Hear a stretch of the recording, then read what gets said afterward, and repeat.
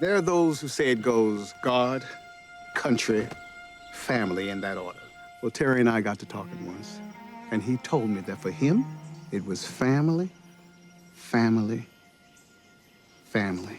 When we came up with this idea for Terry's passing, it was really important that we stop to grieve him, as we're able to distill our stories down so that we're telling fewer stories towards the end. We can stop and feel on a show that sometimes doesn't stop and feel.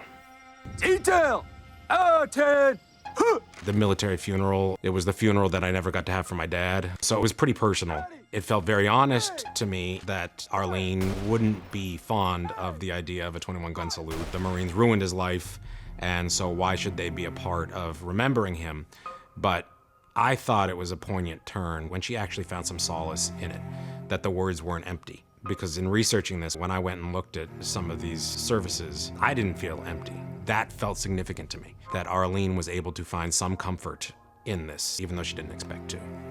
We're a small community here in Bonton, so I know pretty much every one of you has figured out by now that I'm a little different. Sookie's never admitted what she is in a very public way. She's telling Arlene this story and sort of outing herself in the process of it so that she can give Arlene this gift. So in that flashback, what we're learning is that it was Arlene that helped Terry heal. He loved you since the second you walked into his life.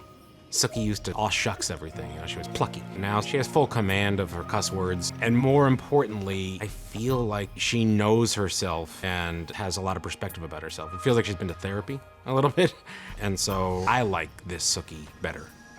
I love Terry Belfleur a lot, and I'm not that good with words, so I'm gonna sing a song for him. Big John, who has been all but ignored, gets a star moment. And that's why he goes last at the funeral. It's sort of like, oh, we thought we were done, but no. Let's hear from Big John.